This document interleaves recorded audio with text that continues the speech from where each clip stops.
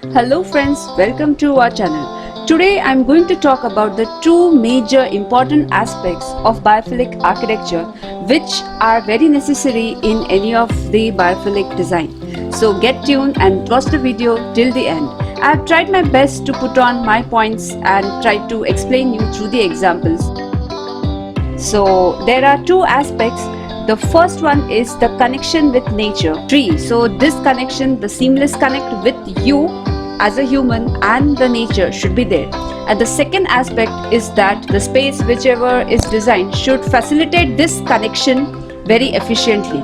So the space itself can have the biophilic elements like the trees, shrubs, the water body, or it can have a connection to a space which have all these elements, natural features. Now, as you know, the two facets now, the design of these two facets should complement with each other to attain a balanced design which is according to the function and the physiological and psychological needs of the users.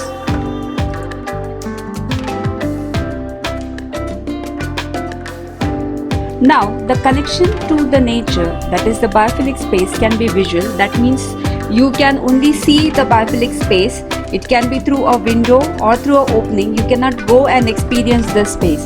Now, if this tree or a hill, that is the focal point, is outside the site, you can say that the visual connection is borrowed.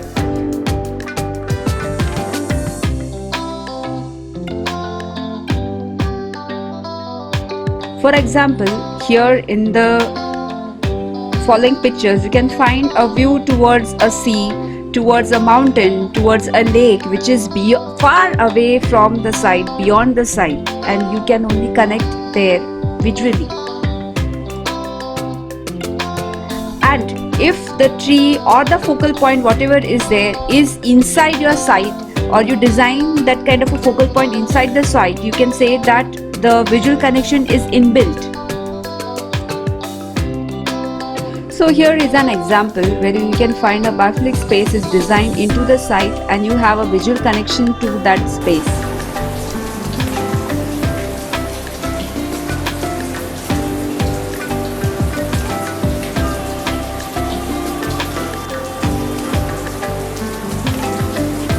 Now this connection to the nature can be a combination of physical connection as well as a visual connection. That means you can just go out and experience nature.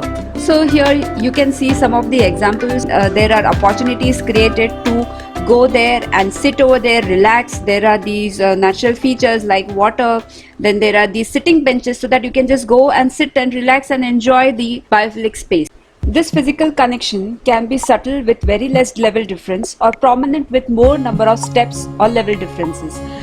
But more subtle it is, the more strong is the connection, because you know when there is a very subtle kind of a level difference between the interiors and the exteriors, people tend to use these spaces more often. These spaces then becomes a spillover space for most of the activities. Now I'm going to tell you the best kind of a connection, which can be a combination of the visual connection, the physical connection, and has an inbuilt biophilic space and has a borrowed distinct biophilic focal space. For example, here we can see that there is a semi-open space which overlooks into a swimming pool which is within the site, and further it overlooks to the hills and the trees beyond the site. So I'm going to now show you some of the examples of the resort projects designed by architect Jeffrey Bawa in Sri Lanka. Here you can find that there is this semi-open entrance foyer which is overlooking to a swimming pool which is inbuilt into the site, and then beyond that you can find a sea. So that is a natural focal point. And there is this another example wherein you can find again a inbuilt biophilic space which is a water pool with the trees, and then beyond that you can find the sea. So you have a very seamless connect with all of these natural elements.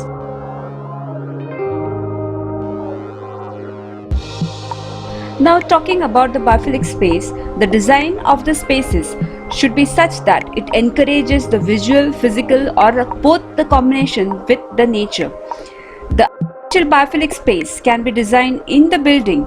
The open to sky court can be one of the examples which is placed in the center and thus becomes the focal point of the house. The space itself can have the landscaping features, or the space can overlook into a biophilic space. Now this biophilic space can be one or can be many. So can be one, that means you have a central open space in the form of a court and can be adorned with natural elements. Or the pockets of the open space on the periphery of the plot can become a biophilic space, that is a focal point.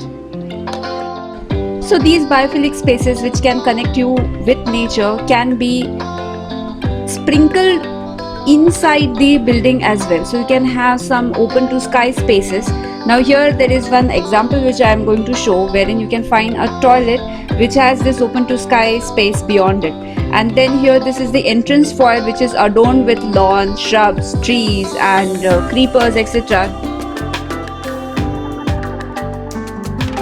Essentially, the biophilic spaces should have good light and ventilation. So here I have tried to classify the connection with the biophilic space. I tried my best to explain you the two major aspects of biophilic architecture, and I hope it helps you to understand biophilic architecture in a better way. If you liked the video, please don't forget to like and subscribe to our channel. It encourages. Till the next video, take care, bye.